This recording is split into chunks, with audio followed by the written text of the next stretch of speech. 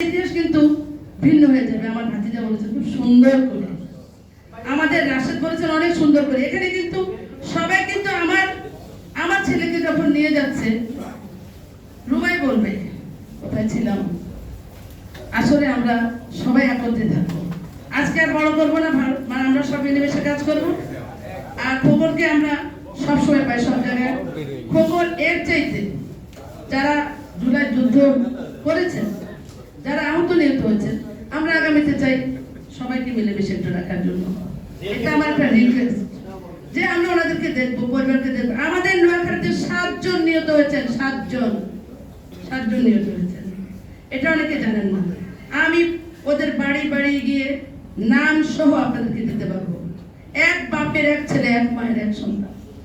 যে সন্তান মারা গেছেন তার মা বলতে পারবে তার বেদনা কেউ বলতে পারবে না। যিনি বেড়ে গেছেন তাকে ঠিকা জানে, ঘৃণা করি যারা মায়ের মুখ খালি করেছেন। আমরা চাই না এই ধরনের যুদ্ধ। আমরা চাই সবাই মিলেমিশে থাকার জন্য।